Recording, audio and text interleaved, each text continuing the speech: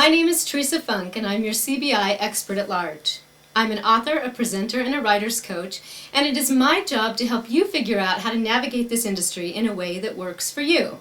So today I want to talk about writers' conferences, because this is conference season. March through October is when most writers' conferences take place. If you have not attended a writers' conference yet, I strongly recommend that you do so. In the early stages of your career, it's going to provide you lots of valuable information and networking opportunities. And then as you get a little further along, it provides you the opportunities to pitch your work directly to the agents and editors who attend the conferences. Now, you don't have to have completed your book to do this. Even in the early stages of your project, take the opportunity to practice by going to these pitch sessions and pitching your work. There is no timeline on when you can send your work to an agent or editor if they have requested to see it. So if they like where you're going with their book and they say, send me the material when you're finished, even if it's 5 years later, you can still send it to them then, as long as you remind them that they requested it. So the first thing I recommend if you're going to sit down with the agents and editors at a conference is that you take it as a professional assignment. This is not a chance to meet a new friend and talk to them about how they like your city and whether or not they've been to the zoo yet. This is a chance for you to connect with somebody who's going to take your career to the next level. So treat it like a job interview. Dress professionally. Now, writers' conferences can be very casual in attire. A lot of people wear jeans and t-shirts. But for your pitch session, wear something that's maybe business casual. A suit might be too much, but look confident in the clothes that you choose. Wear something that makes you feel confident.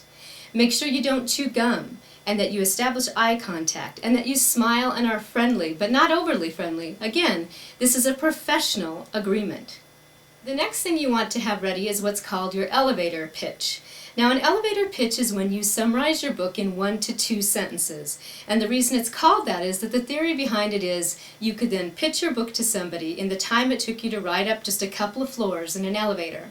Now, a lot of writers will tell me, there's no way I can summarize my book in 1 to 2 sentences. It's too complicated. There's too many characters and too many plot lines. But I'm telling you right now that with a little practice, anyone can summarize any book in 1 to 2 sentences. So let's take, for example, one of the longest and best known books in the English language, Gone with the Wind. That book is 1,000 pages long with multiple storylines. But if I were to summarize that book in 1 sentence, I would say, a Southern belle fights to save her plantation from Yankees and carpetbaggers while chasing after a love she may never have. Now, does that encompass the entire book? No. It doesn't even talk about Rhett, one of the key points of the story. But remember, your goal with an elevator pitch is always to hear the person on the other end of the pitch say, sounds interesting, tell me more. So you want them to be hooked from that elevator pitch and want to hear more about your story.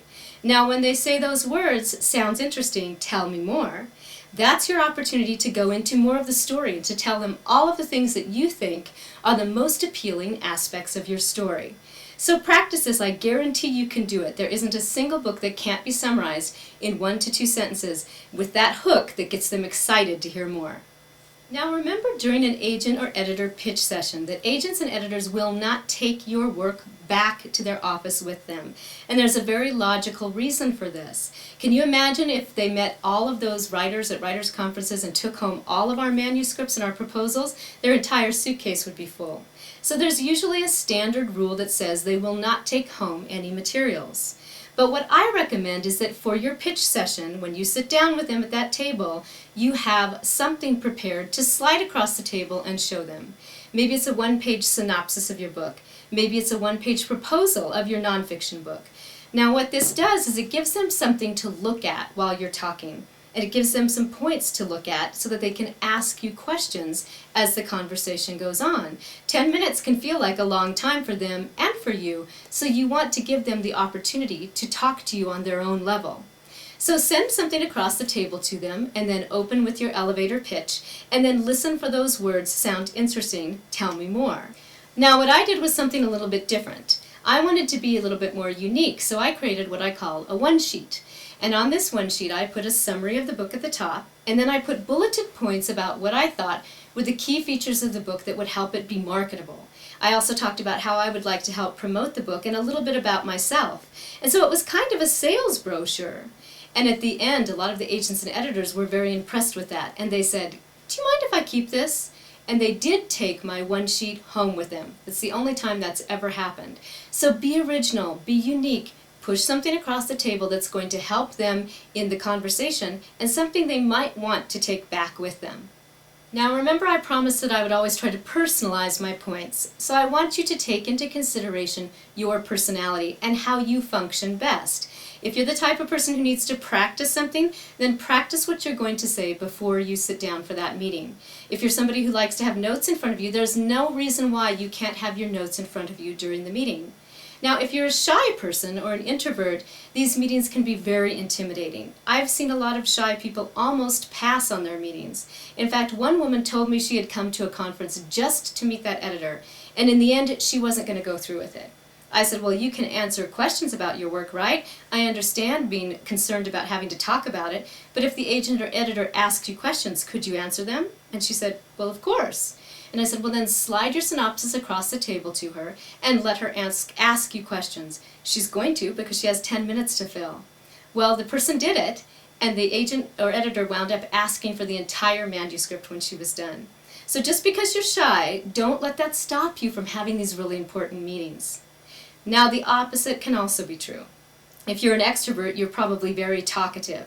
And what happens with extroverts is they tend to be afraid of silences and of pauses in conversations.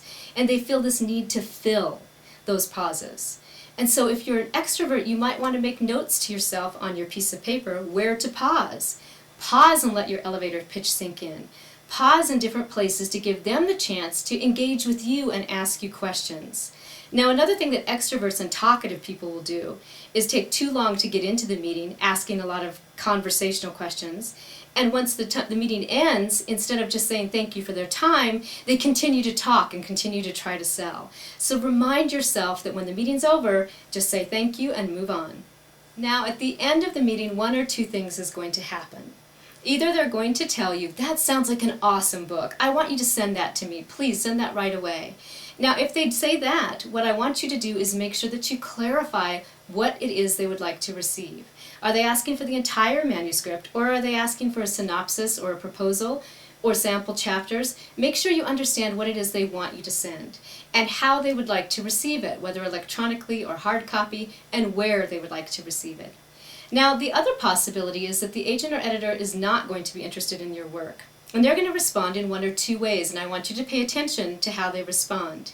They're either going to say, "Oh, that sounds like a wonderful project. I wish I could take that on, but it just doesn't fit in my line right now." Now, if they say that, you need to ask them, "Do you know of an agent or editor who might be interested in representing this project?" And then wait while she thinks about it. Now, if she gives you some names, write down those names, because what you want to do after the conference is contact those other agents or editors and say, "So-and-so at the Writers' Conference told me that you might be interested in seeing my work. I guarantee you this is going to get your foot in the door further than a cold call to an agent or editor."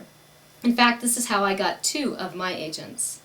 Now, the next possibility is going to be that they're going to tell you there's something about the story that just isn't working for them. Maybe it's the premise, maybe it's the plot, maybe they feel the story's been done before. Now is your opportunity to talk to a professional about a way to improve your work. So don't just jump up and leave. Ask them, "Well, how could I improve this project?" Or "What do you think would make it more marketable?" They may or may not choose to answer you without having seen the work, but give them the opportunity to maybe give you some really solid advice. And always remember that even if they pass this year, next year somebody may take your work, and this was not a wasted opportunity. You got practice in, you made some good connections, and you got further along in your career, and that's the goal. So I want you to really enjoy the writers' conferences that you attend, but use them as an opportunity to further your career at all times. Talk to the other agents and editors that are there, even the ones who don't represent your type of work. Talk to the published authors and find out any tips they have and who represents them, because you may want to contact their agents later. And make sure when you go into those pitch sessions that you're prepared and that you know the best hook to get them to ask that all-important question, "Sounds interesting, tell me more."